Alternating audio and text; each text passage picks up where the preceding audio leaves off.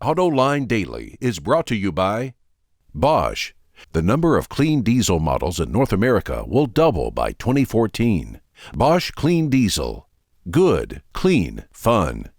Bridgestone. Your journey, our passion. And by Dow Automotive Systems. Improving durability and increasing design flexibility with Betamate structural adhesives at dowbetamate.com. I'm Craig Cole, and welcome to another episode of Autoline Daily. It's Tuesday, the 29th of May, 2012. I hope you all had a great Memorial Day weekend. A break from the old routine is always refreshing. Anyway, here's the latest news from the automotive beat. Dany Bahar, the CEO of Lotus, was suspended by the company. According to Bloomberg, the sports car maker's parent company, DRB Highcom, filed an unspecified complaint over his conduct that led to the suspension. The move could be performance-related. Lotus is in the middle of a restructuring plan to try and turn a profit for the first time in 15 years. Car sales in China are slowing down from their torrid pace just a few years ago. And to try to boost sales, Bloomberg reports the country will revive a cash-for-clunkers program. Consumers will receive incentives to trade in their old cars for new ones. Car sales are down 1.3% for the first 4 months of the year in China. But the slowdown in China hasn't hurt overall global car sales. According to Ward's Auto, worldwide sales in April hit 6.6 million units, an increase of 3.4% compared to 2011. Asian countries recovering from natural disasters that occurred last year helped fuel the growth. Europe and South America were the only regions to see sales fall. Iran's nuclear program is a prickly issue. The Islamic Republic claims its atom-splitting efforts are for peaceful purposes only, but that's more than a little hard to believe, coming from a country that wants to obliterate one of its neighbors. The international community is stepping up efforts to put more economic sanctions on Iran, and an oil embargo is slated to kick in starting July 1st.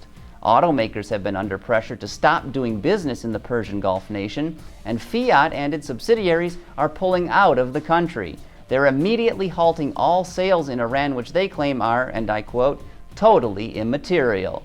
Iveco-branded trucks and buses make up the majority of Fiat vehicles sold there. Toyota's popular Prius has hit an important milestone. Bloomberg reports the hybrid has become the third best-selling car line in the world for the first quarter of this year. It's trailing the Toyota Corolla and the Ford Focus. Prius-branded cars, and remember there are 4 of them in the family now, have been buoyed by strong demand in the US and Japan. Part of the reason for the resurgence in Toyota's home market is that there's a 100,000 yen incentive, about $1,300, and buyers can cash in on an additional 100,000 yen tax rebate. Nissan is looking to grow in Russia. Today its market share in the country stands at about 5.9%, and it's looking to hit an even 10% by 2016. To do that, it will have to triple sales to nearly 500,000 units annually. Last year it sold around 161,000 vehicles in Russia. To boost volume, the company has upgraded its facility in St. Petersburg.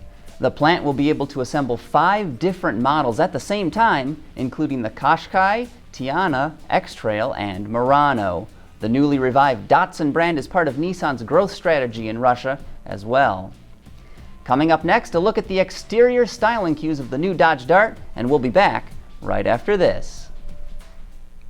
Clean diesel models in North America will double by 2014. Why? Higher take rates, lower cost of ownership, longer range and better fuel mileage, lower CO2 emissions. Clean diesel, good, economical, functional. Bosch, invented for life. Probably the biggest thing that was important to the Dodge designers on the front end was the crosshair grille and this unified graphic front end, which on other price classes comes in accent colors and has a very unified look to it. But in particular on this Limited is the compressed crosshair, which kind of has a new identity, a new direction for Dodge. It's a modified version of the split crosshair. And we've also tried to play up technology on the front end. If you look at the headlamps here with the projectors, we have LED side markers, a more traditional bulb for the park turn, and then we have a projector used in the fog lamp. So we've allowed technology to actually dictate the size and the scale of some of these exterior graphics, and so we've been able to downsize them and give them a little bit more of a modern feel. As you come to the side of the Dart, what's really exciting about the side view is the long DLO, or the daylight opening that we call here, which encompasses the C-pillar, and we have a rear quarter window that allows for improved outward visibility from a customer standpoint, but also it just plain looks good. It gives the greenhouse a very long appearance and relatively short front and rear overhangs.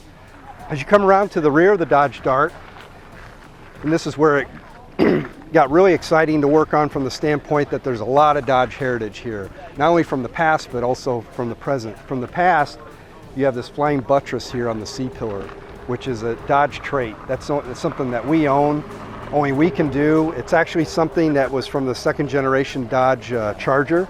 And then when we get to the tail lamp, this tail lamp happens to have 152 LEDs that are indirectly lit.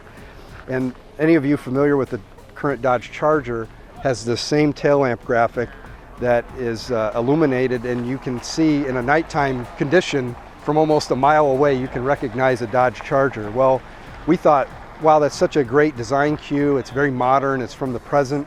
We'd like to apply that to the Dart, and so that's what we did.